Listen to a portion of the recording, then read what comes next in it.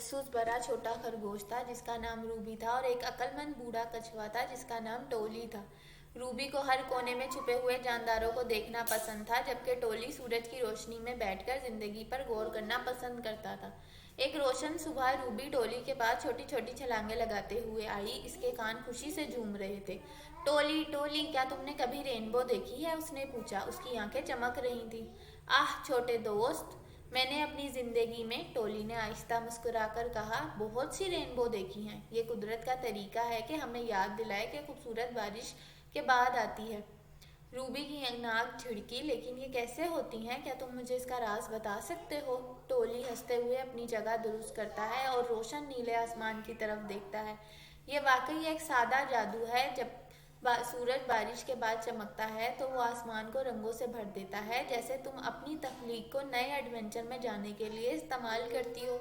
Ruby ने एक लम्हे के लिए सोचा। इसके छोटे हाथ जमीन पर टप टप कर रहे थे। तो अगर मैं एक रेनबो का तस्वुर करूं तो ये मेरे दिल में हकीकत बन सकती है। बिल्कुल, टोली ने कहा सिर हिलाते हुए। और कभी कभी सबसे हैरत अंगेज चीज़ें वो होती हैं जो हम अपने अंदर बनाते हैं। रूबी की आंखें चमक उठी। तो चले हम अपनी रेनबो बनाते हैं। हम इधर उधर छलांगे लगाते हैं और खुशी फैलाते हैं। और यूं दोनों दोस्त अपने एडवेंचर पर निकल पड़े। रूबी गोल गोल नाचती रही, इसकी नरम दुम उछलती रही, जबकि टोली आहिस्ता आहिस्ता पीछे चलता रहा।